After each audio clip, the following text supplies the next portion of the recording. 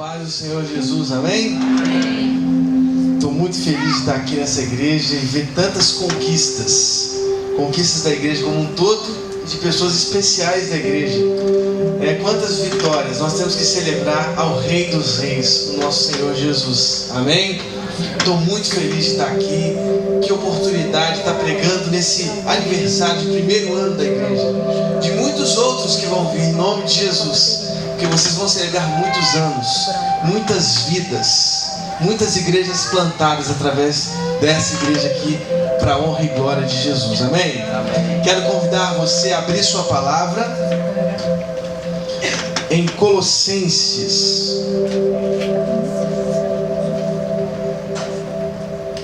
Colossenses capítulo 1.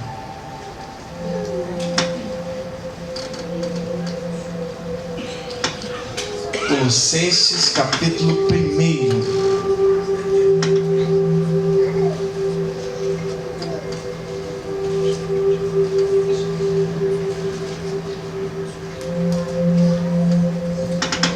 Quem encontrar aí, diz um amém bem forte. Amém. Acho que todos encontraram o texto de Colossenses. Nós vamos ler alguns versos da palavra de Deus. Veja só o que diz a palavra de Deus em Colossenses, capítulo 1, a partir do verso 1. Diz a palavra de Deus: Paulo, apóstolo de Cristo Jesus, pela vontade de Deus, e o irmão Timóteo, aos santos e fiéis irmãos em Cristo que estão em Colossos, a vocês graça e paz da parte de Deus nosso Pai e do Senhor Jesus Cristo.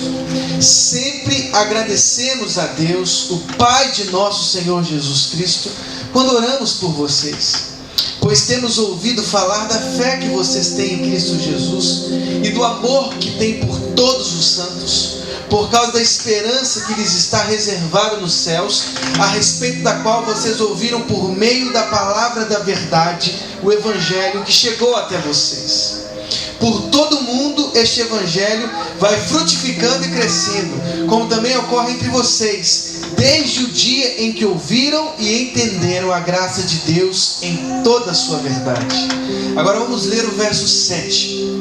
Esse eu queria que você marcasse de caneta aí. Veja o que a palavra de Deus diz: vocês o aprenderam de Epáfras, nosso amado cooperador, fiel ministro de Cristo para conosco. Irmãos, quem aqui já tinha ouvido falar de Epáfras? Seja bem sincero, tirando os jovens de ontem, né? Quem já tinha ouvido falar de Epáfras? Levanta a mão. Pouca gente, né? Pois é, esse cara está na Bíblia, viu, gente? E é incrível a vida desse homem, né? Nosso amado cooperador, fiel ministro de Cristo para conosco, que também nos falou do amor que vocês têm no Espírito. Agora abra no mesmo texto, no capítulo 4, veja o que diz a palavra de Deus lá no capítulo 4, a partir do verso 7. Olha o que diz a palavra de Deus: Tíquico lhes informará todas as coisas a meu respeito. Ele é um irmão amado, ministro fiel e cooperador no serviço do Senhor. Ele está falando de Tíquico, aí ele fala de Aristarco no verso 10. Mas veja o que diz o verso 12. Preste bem atenção no verso 12. Epáfras, que é um de vocês e servo de Cristo Jesus, envia saudações. Ele está sempre batalhando por vocês em oração, para que como pessoas maduras e plenamente convictas, continuem firmes em toda a vontade de Deus. Dele dou testemunho de que se esforça muito por vocês e pelos que estão em Laodiceia, em Hierápolis. Veja só, irmãos, veja o que a palavra de Deus diz a respeito desse homem. Agora vá a Filemon. Abra a palavra de Deus em Filemon. Filemon está depois de Tito, antes de Hebreus. Veja o que diz a palavra de Deus. Filemon, verso 23, diz assim: Epáfras, meu companheiro de prisão por causa de Cristo Jesus, envia-lhe saudações. Amém? Queria que você fechasse seus olhos nesse momento, com muita sinceridade. fechasse os seus olhos e com toda essa sinceridade falasse com Deus. Você falasse com Deus nesse momento. Que você quebrasse o silêncio do seu coração e fizesse uma oração ao Senhor, dizendo: Jesus, fala no meu coração. Fala no meu coração. Eu vou te dar alguns segundos para que você faça a sua oração diante do Senhor.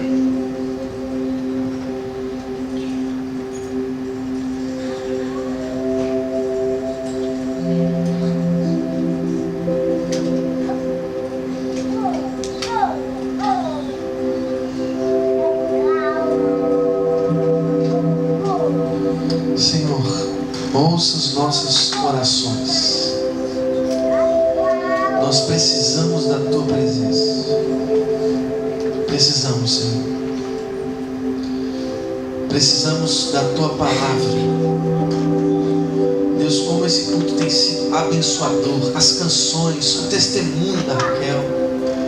Deus, que a Tua palavra faça parte desse conjunto tão gostoso.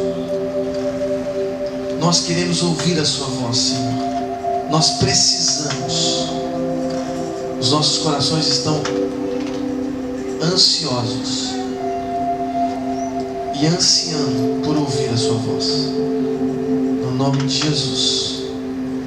Amém. Amém?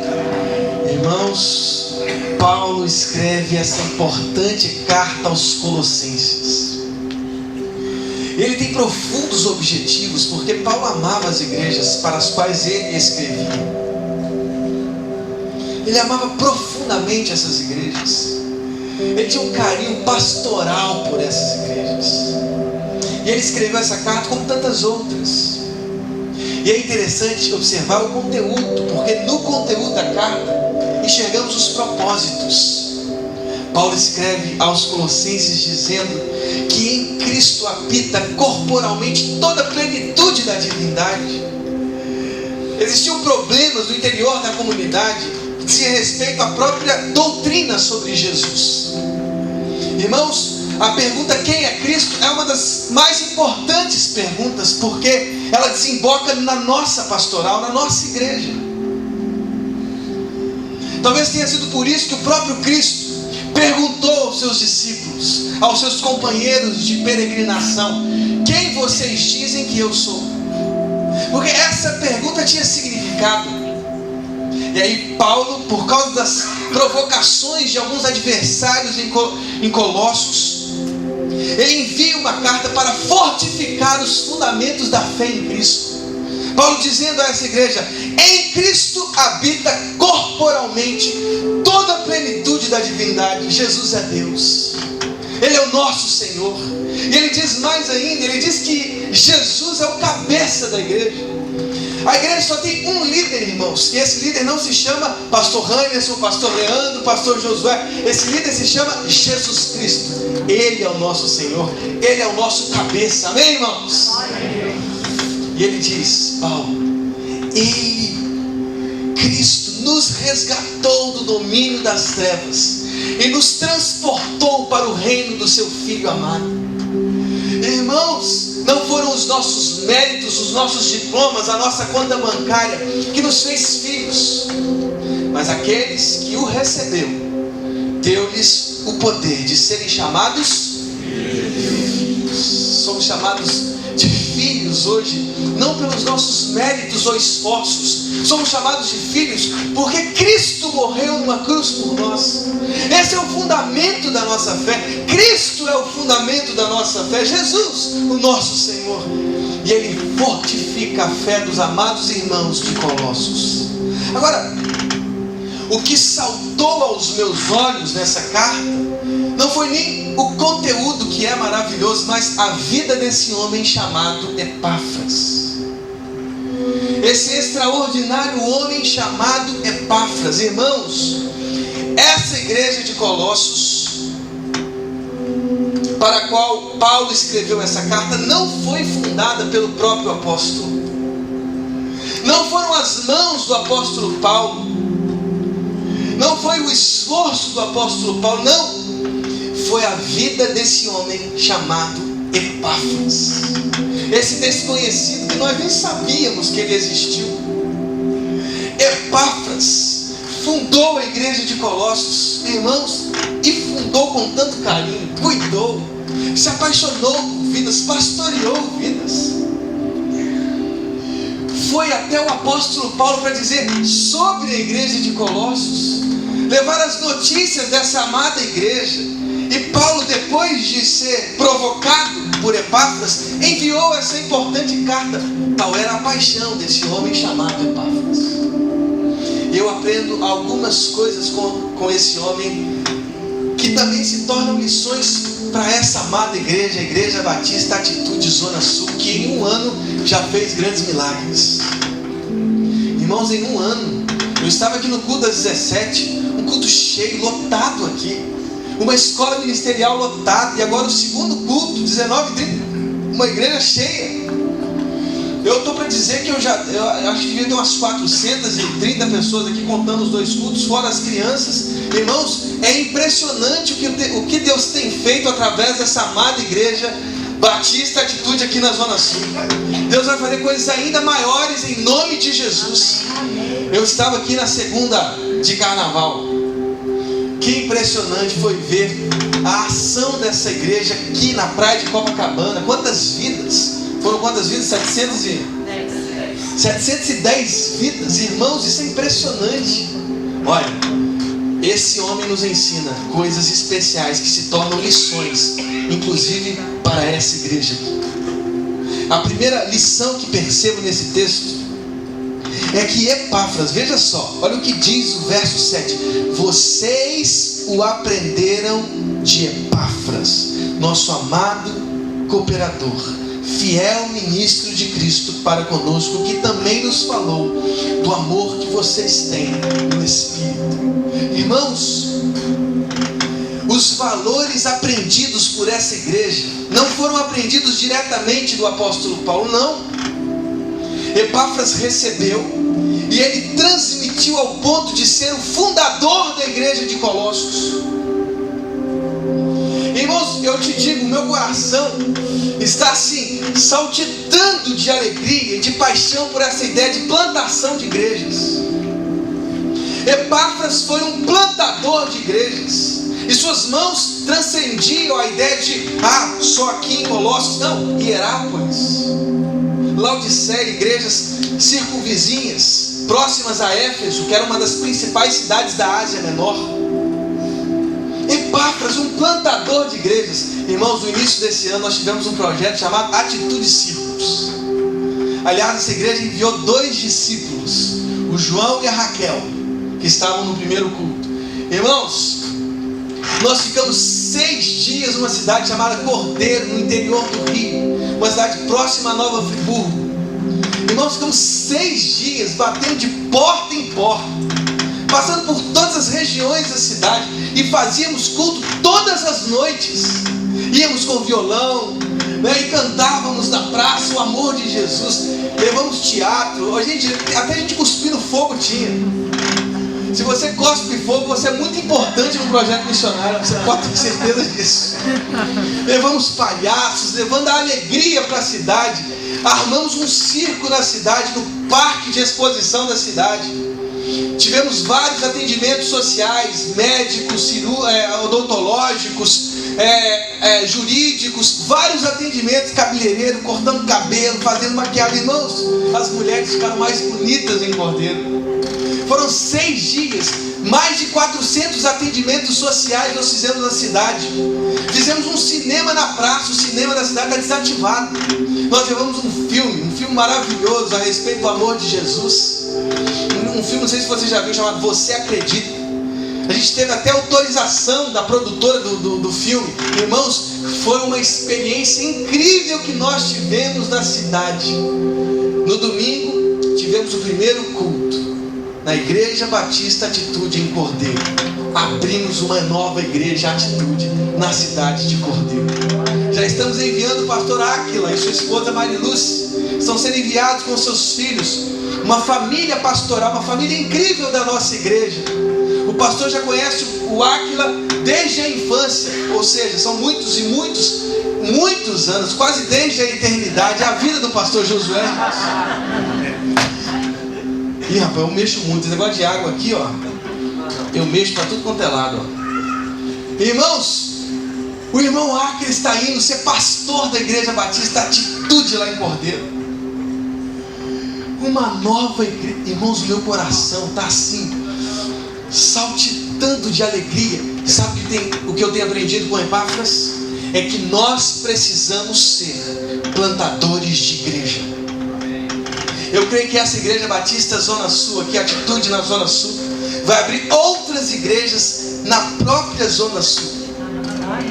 Eu creio que vocês serão plantadores de igreja. O pastor Leandro tem coração missionário, sempre foi missionário. Vocês vão plantar muitas igrejas nos morros. Irmãos, você está sabendo que a nossa cidade já tem intervenção militar? Você está sabendo disso? Acho que está faltando só a aprovação do Congresso, se eu não me engano. Irmãos, deixa eu te dizer, não é que eu sou contra a intervenção militar, não é papo político aqui não. Deixa eu te dizer, a intervenção militar, que bom, ótimo, que bom. Mas deixa eu te dizer, o que vai trazer paz para essa cidade é o nome de Jesus, é a palavra de Deus. Nós estamos começando agora um projeto chamado Casas de Paz, que o pastor Leandro vai trazer aqui para a igreja também.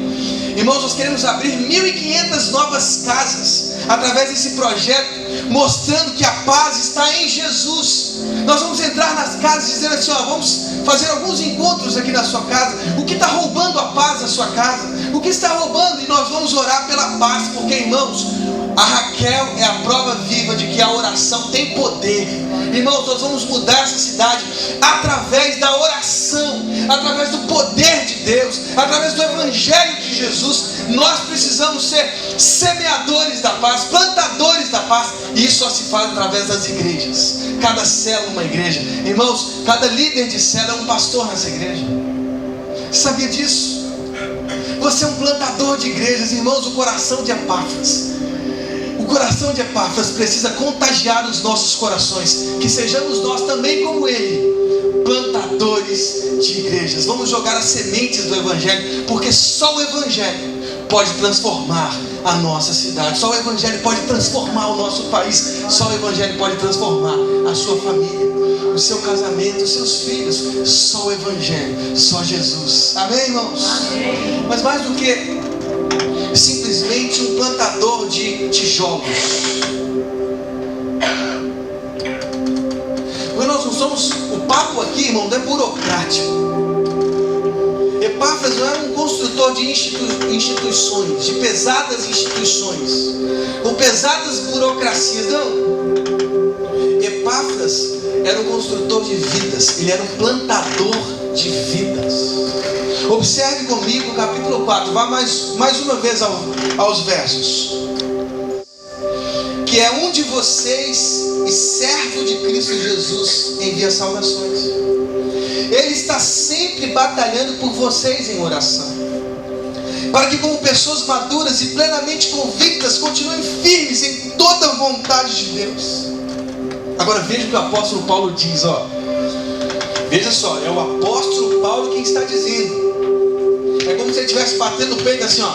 Dele dou testemunho de que se esforça muito por vocês e pelos que estão em Laodiceia e em Hierápolis.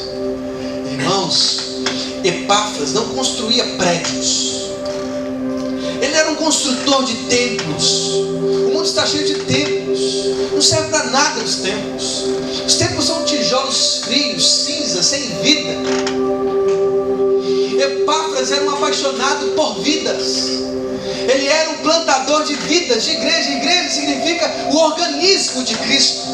Irmãos, igreja é a continuação corpórea de Jesus. A igreja é o sinal de Cristo. É como se através da igreja o próprio Cristo estivesse ainda caminhando por sobre a terra.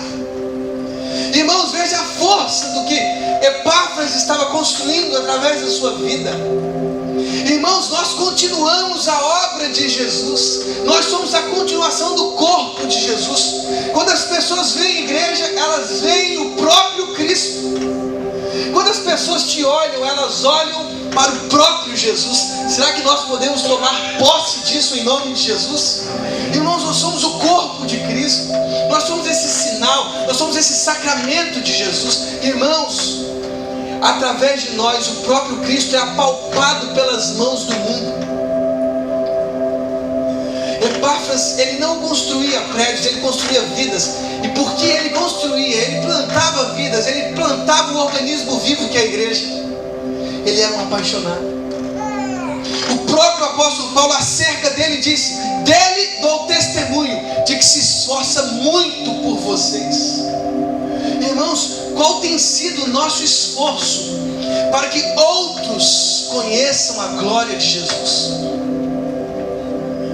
Irmãos, às vezes eu fico escandalizado ao comparar, por exemplo, a igreja do século 21 com a igreja do século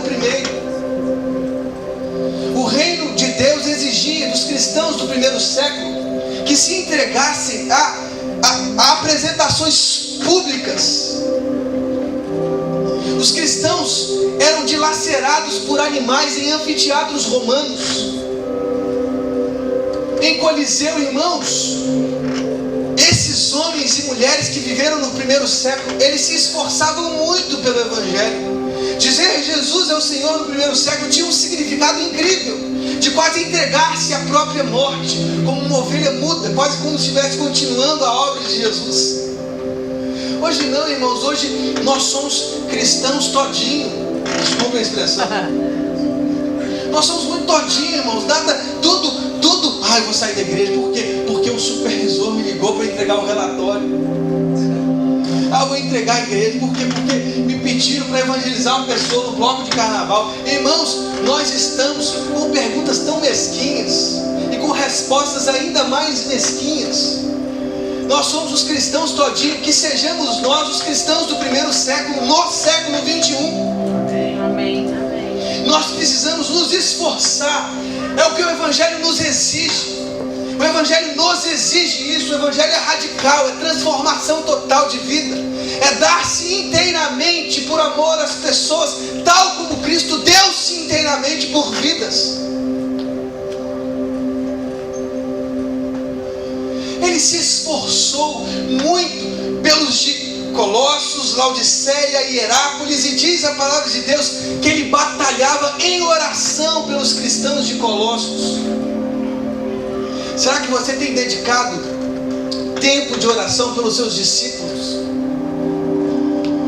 Quem são os seus discípulos para vocês, irmãos? Eu digo para você, eu me esforço muito pelos meus discípulos. Eu oro pelo sucesso de cada um deles. Eu ofereço café, eu faço almoço, eu faço churrasco. Oh, irmãos, eu faço de tudo para servir os meus discípulos miseráveis. Irmãos, eu faço de tudo.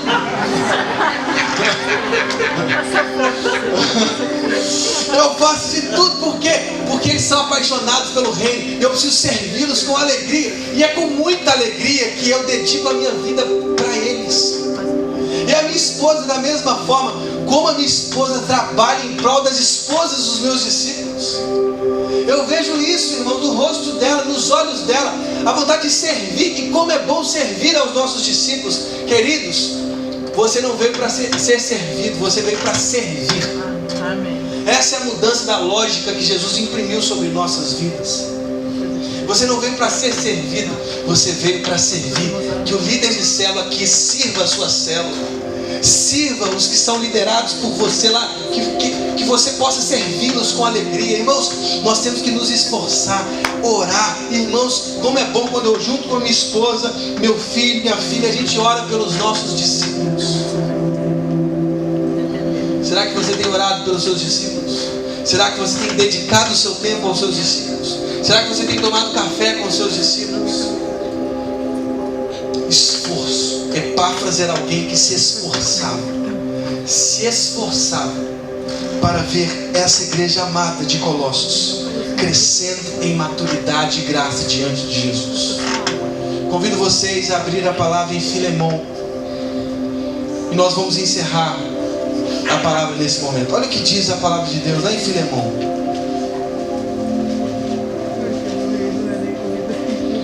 O verso 23 de Filemão diz assim: Epáfras, meu companheiro de prisão por causa de Cristo Jesus, envia-lhe saudações. Irmãos, no texto de Colossenses se abre uma das grandes teologias do apóstolo Paulo, a teologia do sofrimento. Paulo passa a ressignificar o próprio sofrimento. Quando Paulo escreveu a carta aos Colossenses, ele estava preso. Ele estava preso. Mas ele tinha profunda gratidão por estar preso pelo Evangelho. Porque Paulo ressignificou o seu sofrimento. Aliás, Paulo ressignificou todos os seus sofrimentos. Paulo passou por naufrágios. Paulo passou por escândalos públicos. Paulo passou por difamações. Paulo foi picado por uma serpente. Paulo sofreu em prisões, em grilhões. Paulo sofreu o escárnio do seu próprio povo. E Paulo ressignificou o seu sofrimento.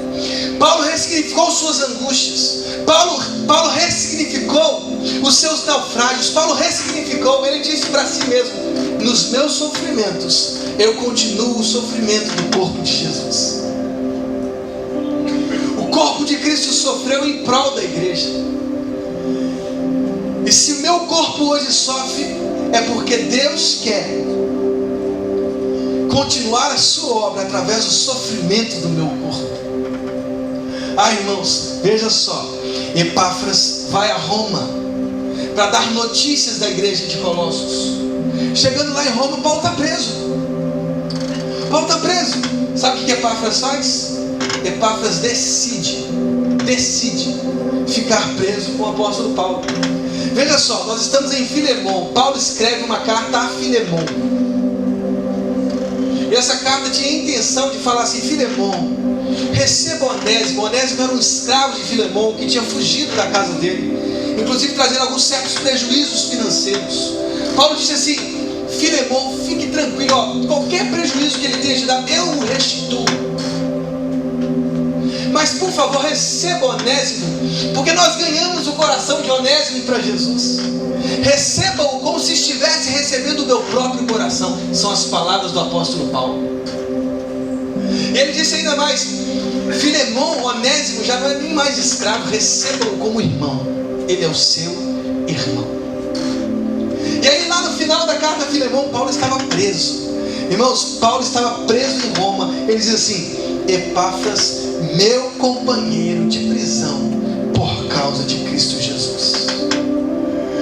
Epáfras vai a Roma enviar uma comunicação da igreja em Colossos. Quando chega em Roma, ele diz assim: vou ficar preso contigo. Olha a escolha dele. Imagina, vou ficar preso com você.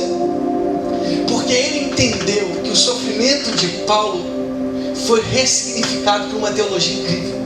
Se sofro hoje, sofro para que a igreja continue crescendo, se expandindo. Enfrentarei todas as prisões, todos os naufrágios, todas as angústias, porque a minha vida não mais me importa. Você se lembra de Atos 20, 24?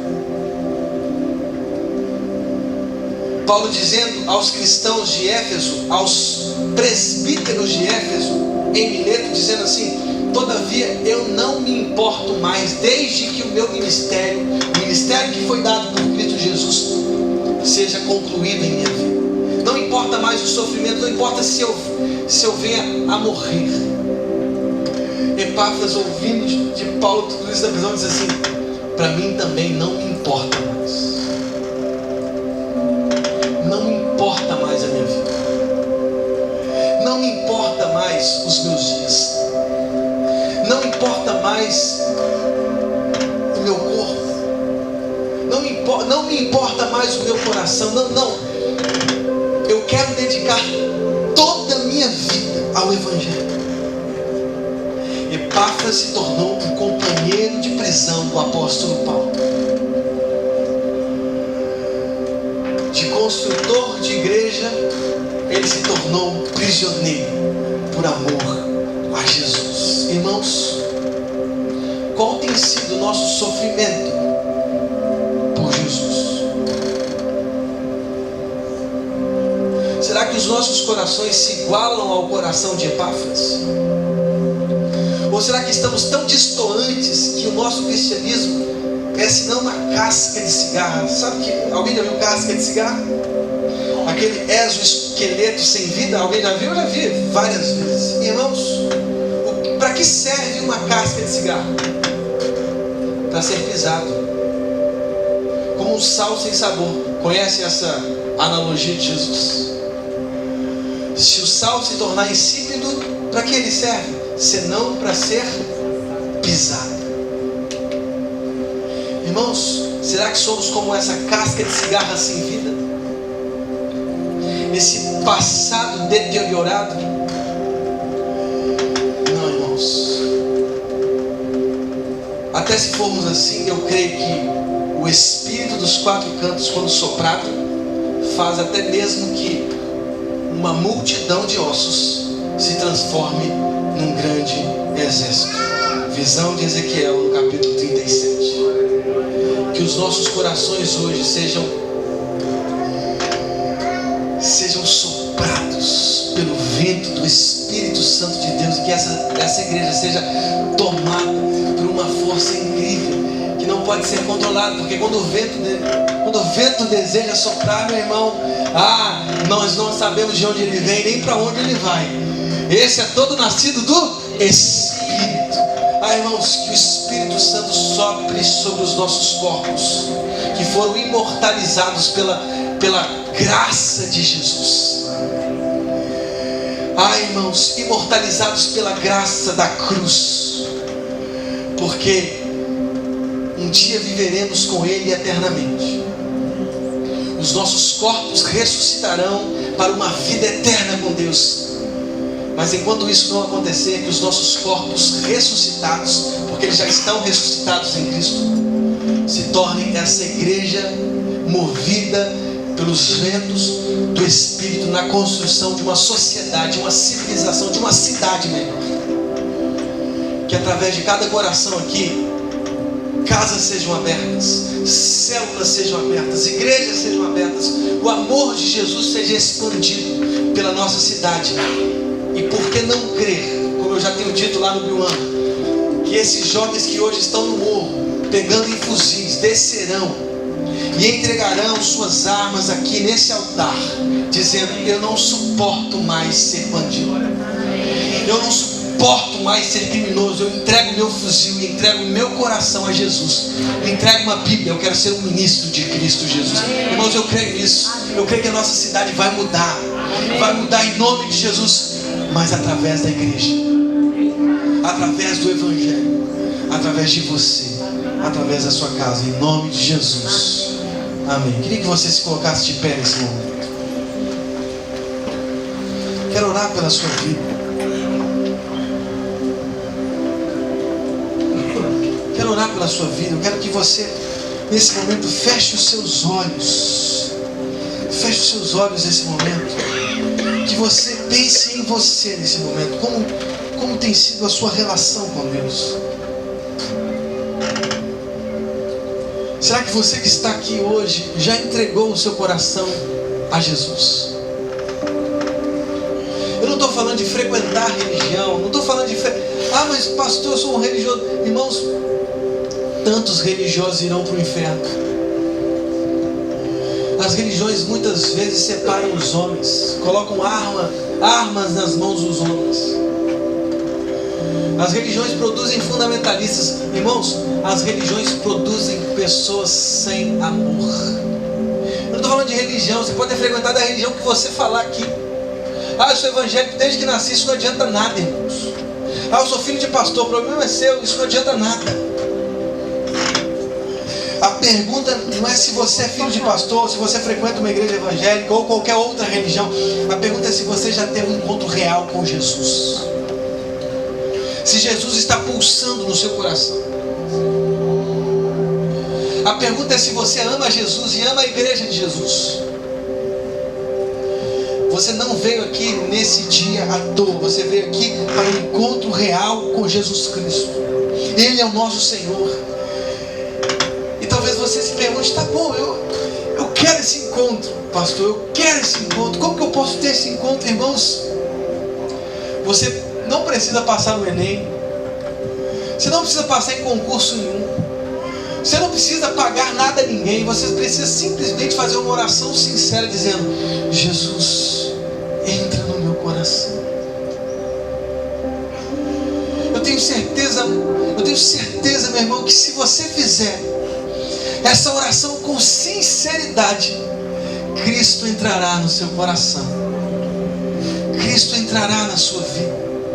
E a partir da sua vida, Cristo entrará na sua família. E a sua família vai se render a Jesus também, porque eu creio nisso. Irmãos, uma simples oração, quando é feita de forma sincera, transforma a sua vida. E agora eu quero orar por você. Eu quero que você feche os olhos. Feche os olhos. E se você quer Jesus hoje, se você quer entregar o seu coração a Jesus hoje, repita comigo essas palavras de forma sincera. Diga assim para Deus: Deus, muito obrigado por essa noite. Eu reconheço que sou pecador, que estou distante da tua presença. Eu reconheço que eu preciso do teu amor. Eu não preciso de uma religião. Quantas religiões? Não, eu não preciso. Eu preciso da tua presença. Eu preciso do teu abraço. Eu preciso do teu amor. Deus, eu abro o meu coração para que o teu Filho Jesus entre na minha vida e transforme o meu coração e transforme a minha família, no nome de Jesus. Amém.